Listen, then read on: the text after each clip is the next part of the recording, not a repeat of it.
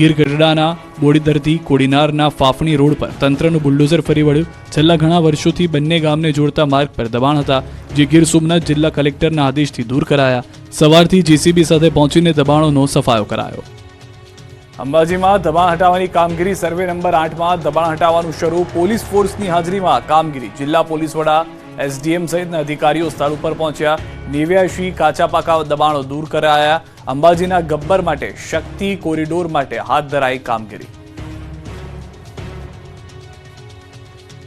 Kodinar Una highway પર truck અને car વચ્ચે ફિલ્મી સીનને પણ ટક્કર મારે તેવો અકસ્માત, 3ના મોત.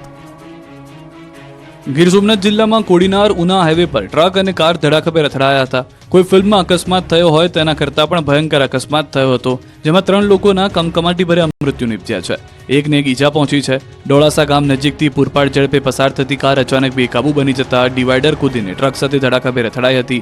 અકસ્માતની ઘટના એટલી ગમખ્વાર હતી કે સફેદ કલરની સ્વિફ્ટ કારનો કચ્ચરઘાણ વળી ગયો હતો. અકસ્માતના પગલે આસપાસના લોકો ઘટના સ્થળે દોડી આવ્યા હતા. કારમાં સવાર યુવાનને કારના પતરા તોડી બહાર કાઢવામાં આવ્યા હતા અને ઈજાગ્રસ્તોને નજીકના દવાખાને સારવાર અર્થે ખસેડાયા હતા. અમદાવાદમાં ડમ્પર ચાલકે પોલીસની ગાડીને ટક્કર મારી. બેફામ રફતારથી આવેલા ડમ્પર ચાલકે પોલીસની જ કારને ટક્કર મારી દીધી. દ્રશ્યો અમદાવાદના છે, જે કાલુપુર વિસ્તારમાં પાણી ટાંકી નજીક ટ્રાફિક પોલીસની પીઆઈની ગાડી ઊભી હતી. એ જ સમયે રામદેવ કાર્ટિંગ લખેલું ડમ્પર પૂરપાટ ઝડપી આવ્યું હતું અને મોરે મોરો અથડાયો. ડમ્પરની ગતિ એટલી ખતરનાક હતી કે પોલીસની ગાડીનો કચ્ચરઘાણ બોલી ગયો. આ અકસ્માત મોડી રાત્રે સર્જાયો, જેમાં ટ્રાફિક ઈ ડિવિઝન પોલીસ મથકે ફરિયાદ નોંધાઈ. સાથે સાથે પોલીસે આરોપી અલ્પેશ કટારાની ધરપકડ કરીને વધુ તપાસ હાથ ધરી. પોલીસની કારને નુકસાન થયું, પરંતુ સદનસીબે દુર્ઘટનામાં કોઈ ઈજા નથી થઈ.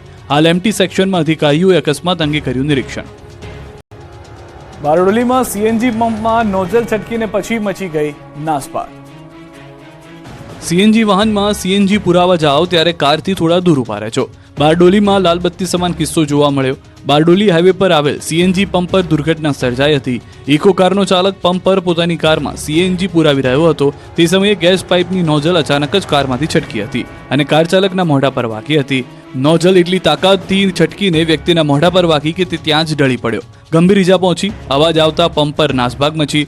લોકો દોડી આવ્યા. ઈજાગ્રસ્ત કાર ચાલકને નજીકના દવાખાને સારવાર અર્થે ખસેડવામાં આવ્યો. આ તરફ વડોદરાથી સમાચાર. 2 વાહન ચાલકો બાખડી પડ્યા. રાજમહેલ રોડ પર 2 વાહન ચાલકોની લડાઈ થઈ. સાઈડ લેવા બાબતમાં થઈ મારામારી. ટ્રાફિક પોલીસની હાજરીમાં મારામારી. બંને વાહન ચાલકોએ કમરમાં પહેરવાના બેલ્ટથી મારામારી કરી હતી. રસ્તા વચ્ચે મારામારી થતા ટ્રાફિક જામ થઈ ગયો હતો. દ્રશ્યો આપ જોઈ રહ્યા છો. મહિલા પોલીસ અધિકારી પણ વચ્ચે પડ્યા હતા. આસપાસથી આવેલા હોમગાર્ડના લોકોએ પણ છોડાવવાનો પ્રયાસ કર્યો હતો, પરંતુ બંને વાહન ચાલકો સામસામે મારામારી પર ઉતરી આવ્યા હતા અને ત્યારબાદ પોલીસની હાજરીમાં પણ મારામારી કરતા જોવા મળ્યા હતા.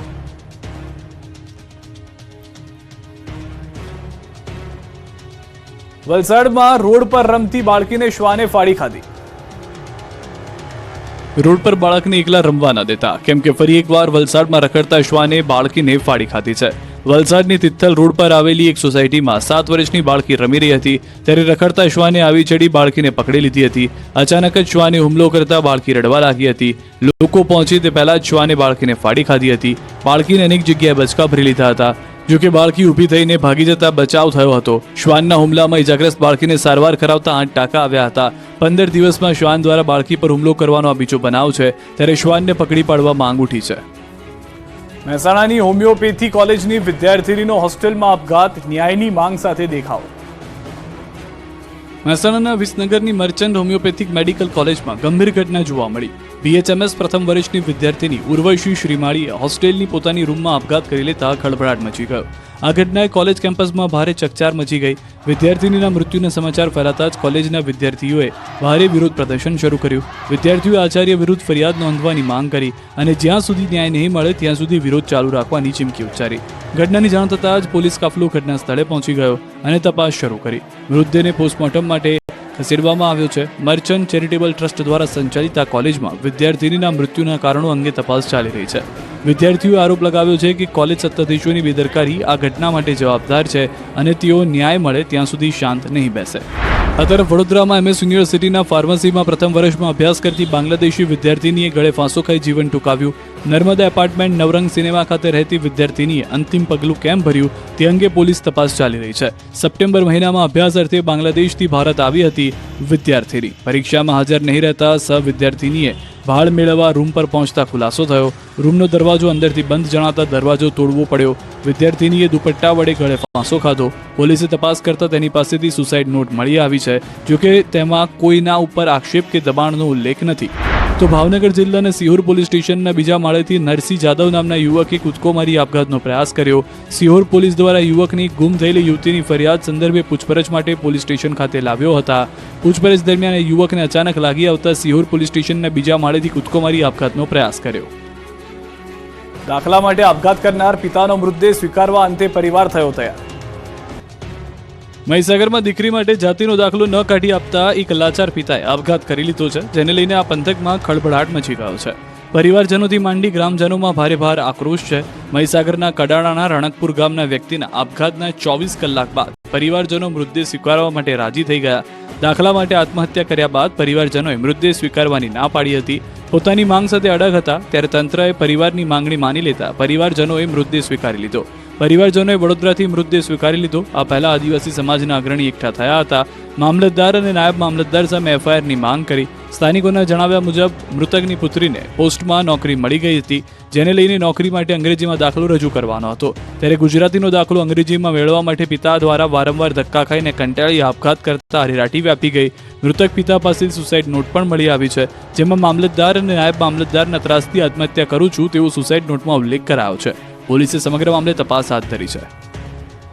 ડ્રોનની મદદથી મંદિરમાં ઘૂસેલા ચોરને દાહોદ પોલીસે એક ઝાટકે દબોચી લીધો. ખેતરોમાં મુઠ્ઠીઓ વાળીને ભાગતા આ શખ્સો છે ચોર. દાહોદના ગામડાના મંદિરમાં ચોરી કર્યા બાદ પોલીસની જાણ થતા પોલીસથી બચવા માટે તસ્કરોને કંઈક આ રીતે ખેતરોમાં ભાગવું પડ્યું. પરંતુ શાતીર ચોરથી પોલીસ 2 ડગલા આગળ હોય તે કદાચ આ તસ્કરોને ખબર નહીં હોય.